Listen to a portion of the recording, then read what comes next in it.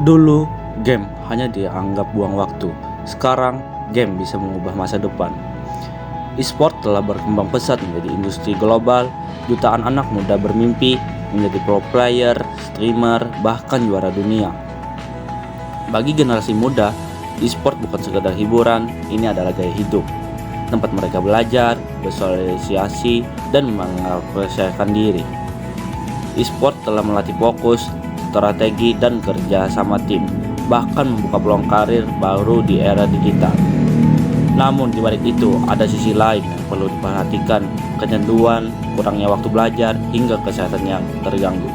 Di satu sisi, e-sport membawa peluang besar, di sisi lain bisa menjadi jebakan yang berbahaya. Lalu bagaimana kita menyikapinya? Simak pembahasan di podcast kami, pengaruh e-sport terhadap generasi muda. Jangan sampai ketinggalan.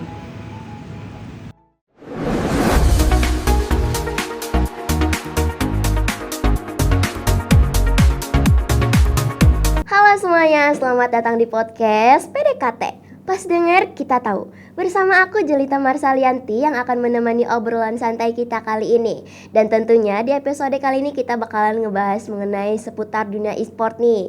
Tentang peran dunia e-sport di generasi muda. Cocok banget nih buat kalian para gamers nih. Nah, terus juga kami berterima kasih kepada Umi Gas yang telah mensponsori podcast kita kali ini. Dan tentunya aku nggak ngobrol sendirian. Di sini kita udah ngundang seorang yang udah ahli nih guys di bidang ini. Beliau ini udah sering ikut turnamen-turnamen, bahkan beliau sudah menjadi coach nih guys. Langsung saja kita sambut Kak Aga. Halo Kak, Halo. gimana kabarnya nih Ya, Kak? alhamdulillah baik ya kalau kabar. Ya alhamdulillah, gimana tadi perjalanan ke sini Kak? Lumayan dekat aja soalnya dari. Oh dekat aja ya dari soalnya lagi rumah. ada eskul kita di Oh. SMK 2. Ya, Oh iya, beliau ini juga adalah seorang coach di SMK 2 guys. Beliau ini coach ekskul apa Kak? Ekskul. Mobile Legends sama Hawka. Iya, ekskul esport Mobile Legends sama Hoka. Nah, jadi gimana nih kegiatan kakak akhir-akhir ini gitu? Kalau kegiatannya seputar akhir-akhir ini nggak jauh-jauh ya dari melatih sebenarnya ya Oh, dari iya. e-sport juga. Jadi jalan fokusnya memang sekarang lagi di Hawka sekarang. Walaupun memang ada juga megang tim-tim kayak Mobile Legends, juga FC game bola juga ada. Ya seputar-seputar melatih lah sih. Nah ya, berarti ya beliau ini aktif banget ya guys dalam ngelatih. Soalnya beliau ini pro banget deh kayaknya. Waduh. Emang di game apa aja sih kakak ngelatih gitu? Banyak sih sebenarnya kalau fokus gamenya sekarang di Hawka, Mobile Legends sama EFC. Jadi 3 game itu sekarang fokusnya. Cuma kalau untuk ngelatih juga ada ngelatih di FC Mobile juga ada untuk eskul dari Garudaku gitu. Oh, wah keren banget sih. Jadi nih, menurut kakak nih, apa sih daya tarik utama e-sport nih di kalangan anak muda zaman sekarang? Soalnya kan di zaman sekarang tuh kan udah pada rame banget nih, pada banyak yang suka main game gitu. Iya. Gimana? Yang pasti kalau daya tarik utama yang utama sih menurutku karena cukup seru ya. Cukup seru bisa main bareng sama teman. Iya. Terus juga aksesnya juga sekarang sudah cukup mudah. Kalau dulu kan kita harus beli komputer dan Iya, lain-lain, ke harus ke warnet. Iya. Nah, kalau sekarang udah ada yang mobile versinya. Jadi banyak sih daya tariknya. Terus kalau ditonton itu pasti jadi seru gitu kan. Untuk nonton-nonton match turnamen. Jadi banyak sih daya tariknya juga dari e-sport tentunya. Terus juga kalau kakak sendiri tuh gimana sih bisa terjun ke dunia e-sport gitu dulunya? Oke, kalau itu awalnya pasti semuanya dari hobi. Oh, Ya, iya sih, semuanya dari kan hobi. ya awalnya dari hobi. Memang waktu kecil itu memang kayak diperkenalkan game itu masih kecil waktu itu zaman dulu tuh PlayStation kalau tahu. Oh iya, PS. Nah, PS. Nah, itu Iya. PlayStation 1. Bahkan sebelum itu zaman Sega gitu-gitu. Nah, itu udah mulai belajar buat memahami game itu kayak gimana. Sebenarnya tujuannya awalnya buat melatih otak sih, main games gitulah sebenarnya Iya. awalnya menemani selain menonton aja kan. Kalau zaman dulu kebetulan orang tua tuh suka lah dengan hal-hal berbau teknologi gitu. Awalnya dari situ terus bersering berjalannya waktu sekolah itu mulai aktif di berkompetisi di turnamen-turnamen game. Oh, gitu. dari kapan tuh Kak? Dari SMP? Sekitar 2008 SMP. Ya, 2008 SMP. Iya. SMP. SMP waktu itu. Itu pertama kali ikut turnamen apa tuh? Turnamen waktu itu masih Point Blank. Point Blank? Iya, kalau tahu tuh. Point Point Blank itu game kayak PUBG. Oh, kayak Tahu PUBG. Oh, tahu. Nah, ya mirip kayak PUBG gitulah, tembak-tembak game. Oh, FPS gitu. Ya, tapi ya enak aja sih kan kakak bisa didukung gitu sama orang tua, nggak dilarang-larang kayak ya kebanyakan ya nggak kebanyakan sih, cuman beberapa lah. Ada yang biasanya dia tuh punya hobi main game tapi ya sering dikatain sama orang tuanya, kamu ini game terus mau jadi apa kamu gitu. Itu memang problematika yang lumayan general universal Iya ya sebenarnya. sih, ya setuju. Dan kita juga sebagai coach itu juga punya tanggung jawab gitu buat ngasih paham tentang orang tua, sama juga ngasih paham juga untuk player-playernya kita bahwa membedakan kapan waktunya main game, kapan waktunya istirahat. Itu kita udah punya pola timelinenya itu. Jadi tinggal sebenarnya gimana caranya kita membagi atau mengasih tahu juga buat player selain juga orang tua. Iya, karena ya penting juga sih ngebagi waktu gitu kan. Benar, kadang kan banyak kan tuh pengennya begadang main game, Ya, betul. push rank, ya kan? Push rank. Wajar dong orang tua marah ya. Iya. Nah, cuma kan itu tuh tugasnya kita sebagai coach juga, sebagai yang lebih tua, yang lebih tahu juga untuk mengingatkan anak-anak kita atau juga teman-teman juga. Yuk udah mabarnya besok lagi kan masih ada besok. Iya. Gitu. Tapi nih Kak, pengalaman aku kan juga ini kan sering main game tuh. Terutama itu Mobile Legends tuh. Nah, itu main sama temen kan tuh, satu squad. Katanya, guys udah ya aku sampai jam segini aja. Enggak, ini satu bintang lagi. Oke, satu bintang lagi. Habis itu udah menang nih. Satu bintang lagi enggak sih? Oh ya udah nih, sampai subuh itu. Keterusan kan. Iya, keterusan, tapi ya itulah. Tapi ya asik juga sih. Ya, serunya dapat. Cuman ya kesehatan juga perlu sih gitu kan. Betul, itu salah satunya tuh. Iya. Gitu. Terus juga menurut kakak nih dampak positif dari game ini dalam dunia e-sport tuh kayak gimana tuh? Sebenarnya dampak positifnya itu lumayan banyak ya, yang maksudnya dari aku sendiri dulu ngerasain kan aku dari lumayan kecil ya main game itu, yang pasti refleks itu bertambah, terus berpikir secara cepat, karena kebanyakan di e-sport, nggak cuma e-sport sih, maksudnya game-game kebanyakan yang luas itu tuh kayak melatih otak kita buat berpikir cepat. Terus juga selain itu kan banyak games-games yang pakai bahasa Inggris, kita juga bisa jadi lebih lancar gitu bahasa Inggris, membantu lah sedikit banyak. Gitu. Ya betul, berarti itu membantu banget ya buat skill-skill kita gitu. Iya benar. Ya terus juga ya dampak negatifnya ya itu tadi ya Kak. Iya, ya jadi bisa kecanduan, lupa waktu. Kecanduan itu yang harus kita perbaiki. Jadi kan otomatis kecanduan nanti begadang, jadi fisiknya jadi berkurang gitu. Iya betul banget. Terus juga nih kakak gimana sih ceritanya jadi bisa coach gitu? Yang awalnya pasti ya dari hobi gitu kan? Iya benar. Emang jadi coach itu tuh perlu apa aja sih? Yang pasti kalau kita ya sebagai coach itu harus yang paling dasar punya pengetahuan dasar tentang gamenya, itu pasti kan, tentang e-sport, tentang game. Terus apalagi sih tambahannya, kita juga harus bisa memposisikan diri kita, maksudnya sebagai motivator itu bisa, sebagai coach itu kapan, sebagai temannya mereka kapan. Kita harus bisa membedakan itu. Kalau coach itu sebenarnya di e-sport sebenarnya tidak melulu tentang teknikal. Kadang juga ada yang tentang gimana kita memotivasi player kita buat mencapai peak performance-nya gitu. Jadi nggak cuma semua tentang teknikal. Jadi ada coach yang e-sport yang dia secara teknikal gamenya nggak jago-jago amat, tapi jadi coach hebat. Itu banyak. Gimana tuh? Ya. Maksudnya dari segi strategi gitu? Ya, dari segi strategi mungkin dia bukan coach yang terbaik dari strategi, tapi secara dia memotivasi playernya, dia membawa playernya itu jadi lebih baik. Nah itu tuh biasanya tuh coach-coach hebat itu lebih di situnya sekarang di e-sport, bukan melulu tentang teknikalnya. Itu jadi banyak sih tanggung jawabnya juga sebenarnya. Ya jadi dapatnya sebenarnya ya dari pengalaman. Dari pengalaman. Ya. Jadi awal-awal kakak jadi coach itu tuh awal mulanya ya sekedar hobi gitu kan? Benar. Apa tadi Blank Point apa?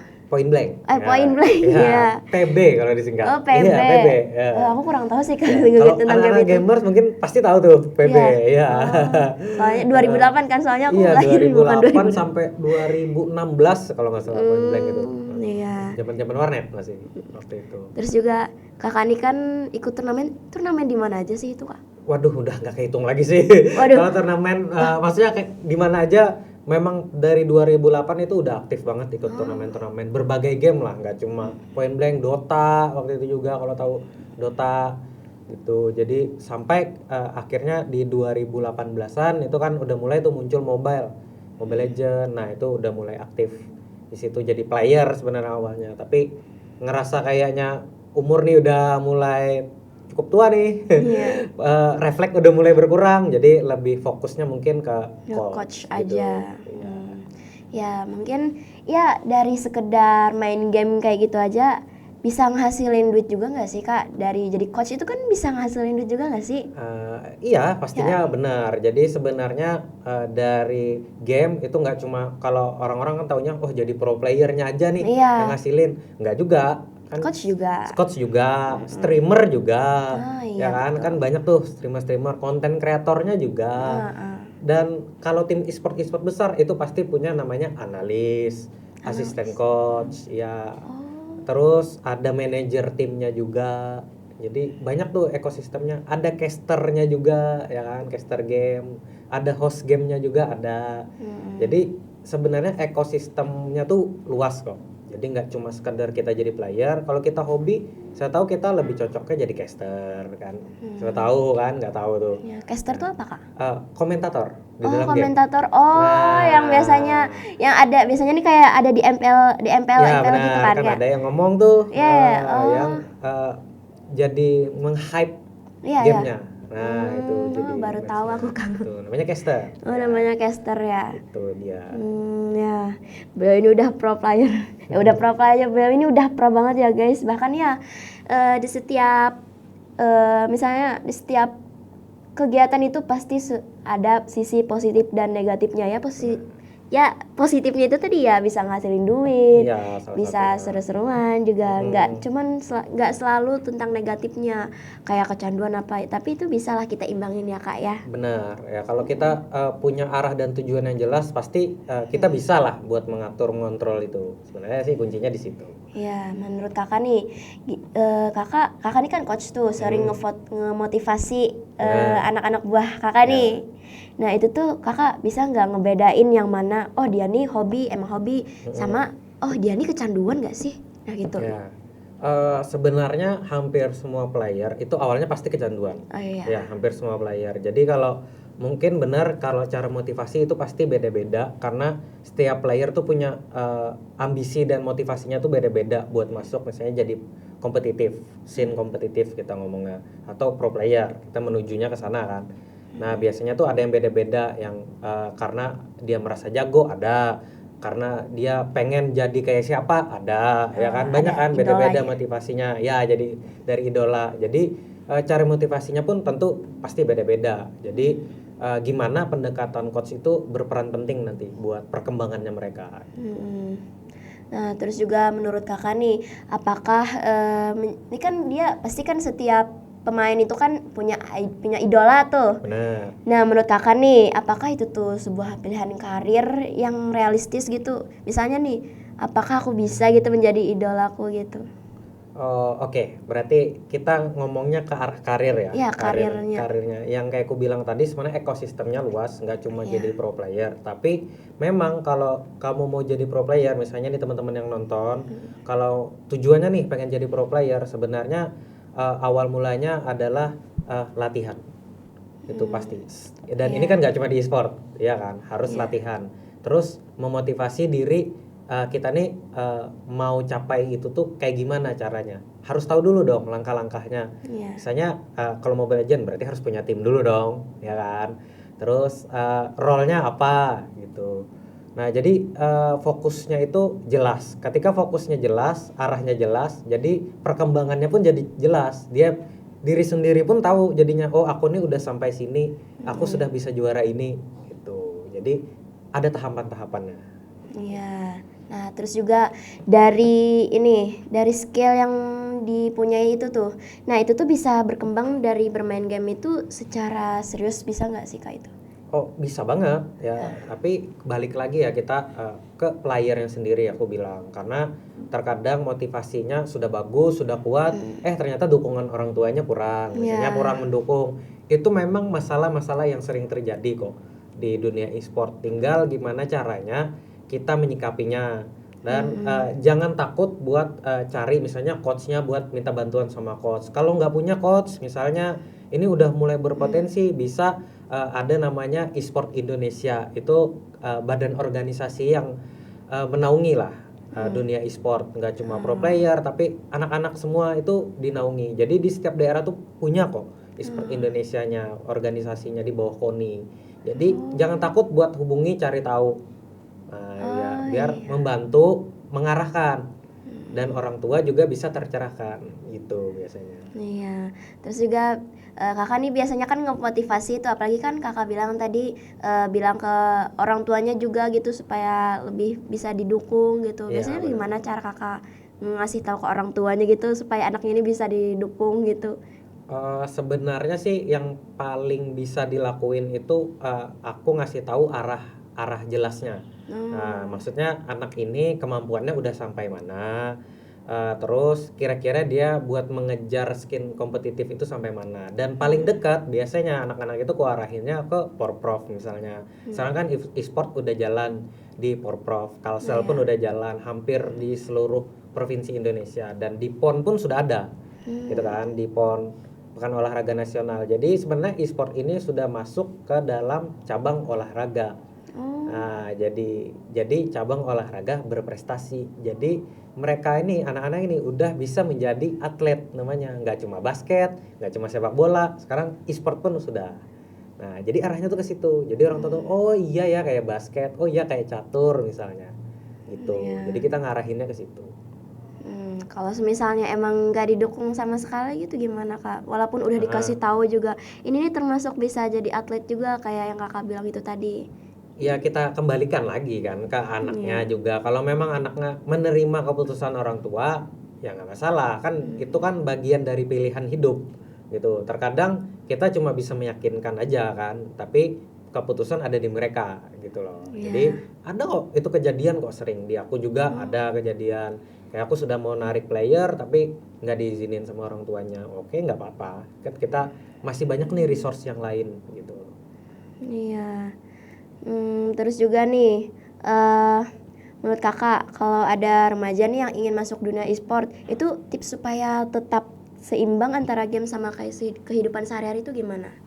Oke, mungkin ini salah satu tantangan juga ya Iya. buat mereka-mereka nih, apalagi yang anak-anak sekolah yang Iya. baru mau coba, biasanya tuh nggak bisa bedain tuh, ya kan, mana udah kecanduan, mana yang harus dikontrol. Sebenarnya simple aja, kita batasin waktunya.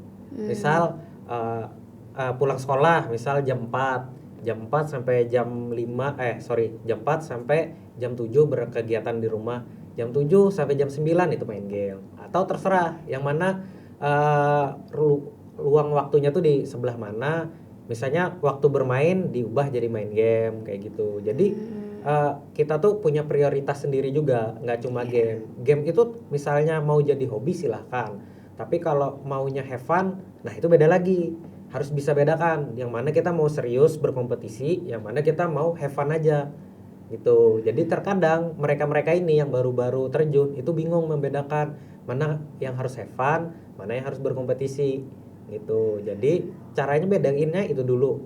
Kita mau have fun, kalau have fun ya udah berarti have fun itu kita senang-senang aja, nggak usah pusing buat cari rank gitu-gitu. Yang mana kita punya teman main udah. Nah, terus kalau yang berkompetisi itu kita cari tim yang lebih serius arahnya buat memenangin turnamen misalnya. Tahapan kecilnya dari situ dulu.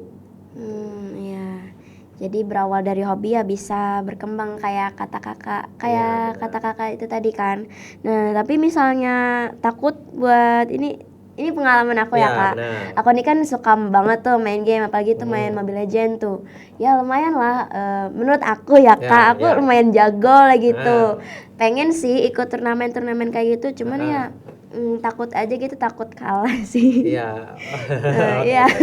Itu gimana ya Kak ngatasinnya supaya lebih percaya diri gitu, soalnya aku tuh ngerasa aku nih jago tahu, cuman ya ngerasa takut aja kalah sama orang gitu. Sama kan menurut aku nih ya Kak, ada beberapa dunia game itu yang cukup toksik gitu. Bener. Kalau kalah pasti dikatain, aduh MM ini, aduh mage Ya, ini, ya. aduh XP ini. Nah gitu. Oke. Makanya itu yang bikin aku nggak percaya diri Kak.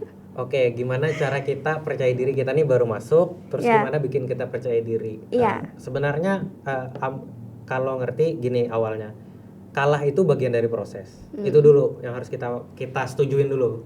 Kalah itu bagian dari proses, jangan takut kalah. Karena kalah itu nanti kita mengevaluasi diri kita, ya kan? Itu yang pertama. Terus setelah kita kalah, kita tahu salah kita. Oh ternyata kayak gini, musuh tuh kayak gini. Lawan musuh sih. Lawan itu mainnya kayak gini. Oh dia bisa menang karena dengan cara ini.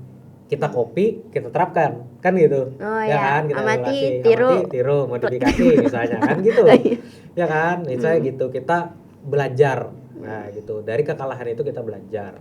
Pokoknya jangan takut, justru kalah itu awal dari kemenangan. Nggak ada orang menang langsung menang aja, nggak mungkin. Pasti ada kalah dulu. Iya Entah sih. nanti di ranked, ya kan, entah waktu scrim latihan, itu pasti kalah. Terus gimana menanggapi caranya orang-orang yang toksik? Iya, dikata-katain. Dikata-katain. Sebenarnya ada dua cara menyikapinya.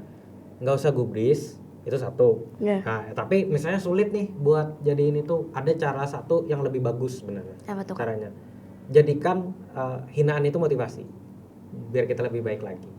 Saya gitu. Biasanya kebanyakan playerku ku pancing dengan cara kayak gitu, tapi dengan kata-kata yang beda. Nah. Kali ini kan kita ambil simpelnya aja, Iya. biar nggak panjang. Iya Kalau kan sih. kita harus ceramah, nanti panjang dong. Iya. Gitu. Jadi simpelnya itu, kita pahamin dulu kalah itu bagian dari proses. Lalu kalau ditoksik orang jangan digubris, anggap kita pasti bisa lebih baik lagi, atau itu jadi motivasi kita. Buktikan ke mereka. Iya, tapi ya kadang terlanjur sakit hati gitu tau Kak. Kayak aduh MM ini dasar kayak nggak mau lagi main game gitu. Tapi memang itu sih salah satu tantangannya. Iya, itu termasuk tantangan juga kan Kak. Tantangan buat diri kita sendiri, bahwa kalau kita tuh kuat gitu. Kalau kita Iya. bisa menghadapi itu berarti kita jadi lebih kuat gitu. Iya sih, ya cuman terkadang ada beberapa yang kuat, ada juga yang enggak Ya gitu. enggak, memang benar. Ya, kalau yang kuat tuh pasti dikatain balik. Ya kamu sih ini.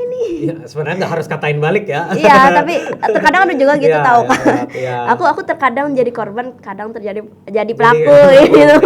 Tapi sering jadi ini sih jadi pelaku. Nah, Enggak berarti kan juga sih. tinggal kita balik aja, kalau Iya. POV jadi pelaku gimana, POV jadi korban gimana, kan udah balance tuh. Iya, iya. Ya tinggal kita ambil jalan tengahnya. Iya. Nah. Cuman ya Kak, aku kalau ngatain orang itu enggak kasar-kasar, kalau aku cuman ya ampun MM, Iya. kamu mainnya yang baik lagi ya gitu. Ya, bagus dong, berarti sarkasme. Ya, aku lebih ke sarkas sih Kak, daripada ngatain yang ini itu yang bikin orang sakit hati. Soalnya aku tuh udah sering ngerasa juga sih kayak, oh kayaknya dia sakit hati dan nanti kalau aku katain gitu. Yang kita memang harus lihat juga kan perasaan Iya. orang lain, bener. Bagus dong, udah. Ya, terus juga nih, menurut kakak nih, apakah popularitas e-sport itu membuat generasi muda menjadi lebih konsumtif terhadap gadget dan game gitu? Iya dan juga tidak sebenarnya. Maksudnya Apa ya dan tidaknya tuh? iya, kebanyakan itu terjadi ya. Karena banyak nih idola-idola mereka, mungkin kita contoh kayak Reza Arab, itu kan awalnya dari game. Iya. Ya kan, terus jadi streamer, jadi pemusik, jadi semua tuh udah dicoba tuh. Ini contoh aja ya. Nah, jadi menjadikan idola. Sebenarnya banyak hal positif yang diambil, bisa kok diambil dari Reza Arab, misalnya dari secara berbisnis gitu.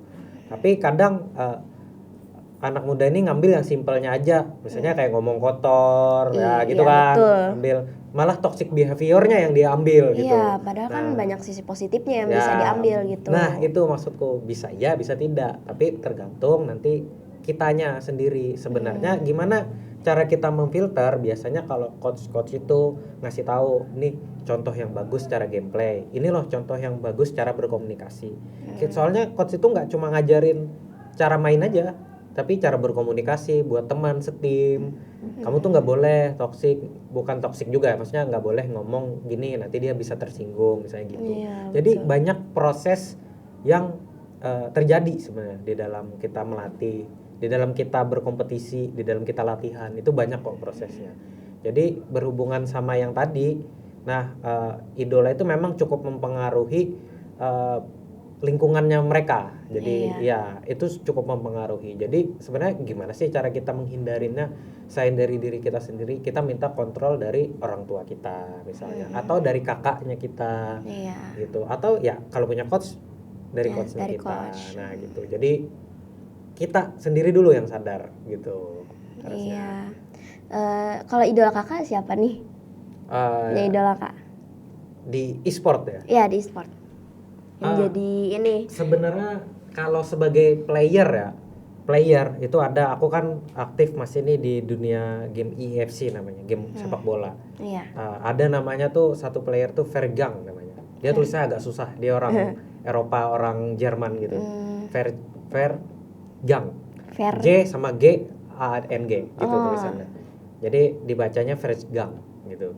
Vergang itu salah satu player yang sebenarnya dia masih muda, potensialnya tinggi. Aku suka banget karena cara dia melampiaskan ego dan emosinya tuh sebenarnya di dalam game aja. Nah, dia melampiaskan, dia tuh suka marah-marah ketika main tuh suka marah-marah, tapi dia melampiaskannya di dalam game itu aja.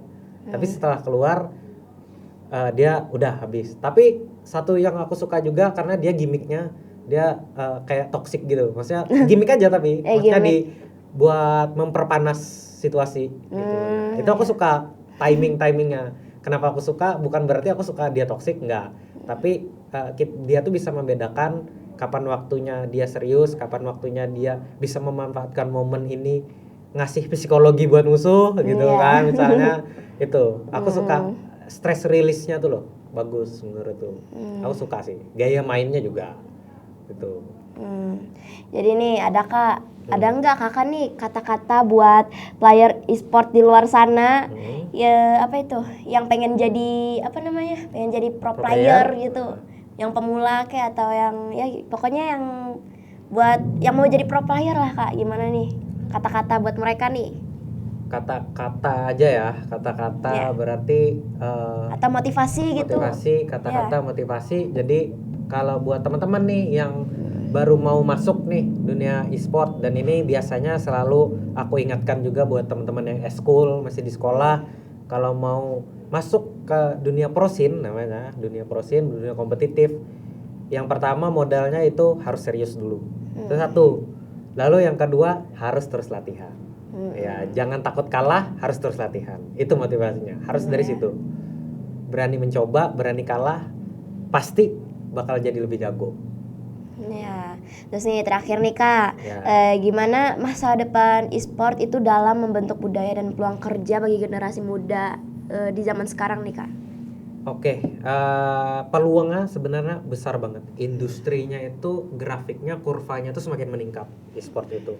Nggak cuma di dunia, di Indonesia juga, terutama di bagian kita Asia Tenggara, kita tuh cukup banyak dan cukup populer e-sport itu di Asia Tenggara. Kita ngomongnya lingkungan kita ya, Asia Tenggara. Indonesia pun kalau kita tonton tuh MPL misalnya, Mobile Legends tuh, itu viewersnya lihat aja banyak banget, ya kan? Banyak banget yang komentar, banyak banget.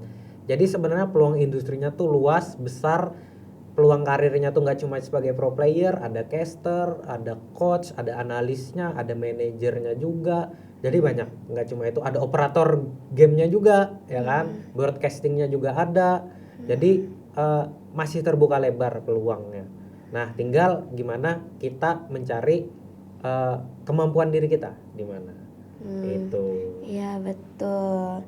Ya itu tadi ya teman-teman, gimana cara jadi ini peluang jadi pro player di dunia e-sport gitu. Karena di dunia e-sport itu nggak cuman pro player doang, ada caster, coach, manager, bahkan itu tuh juga ada tim broadcastingnya loh teman-teman. Jadi terbuka luas nih buat siapa aja gitu yang bercita-cita gitu, ya kan kak? Iya. Ya, itu tadi ya teman-teman tentang dunia e-sport di generasi muda nih teman-teman. Ya, terima kasih ya Kak udah Ya. berbagi pengalamannya nih. Wah, keren banget sih sama beliau ini. Aku jadi pengen jadi coach juga nggak sih? Boleh. Aku jadi bingung nih pengen jadi pemain MPL atau jadi coach aja Kak ya? Wah. Atau jadi ini aja nggak sih, jadi caster itu? Jadi caster boleh? Ya. Ya, setiap orang punya cita-cita ya teman-teman. Ya, terima kasih teman-teman udah nonton video podcast kita kali ini. Seru kan pembahasan kita. Ya, terima kasih juga kepada Coach Aga yang udah memberikan insight yang sangat bermanfaat bagi teman-teman semua. Baiklah semuanya, sampai jumpa di podcast berikutnya. Sampai jumpa. Dadah.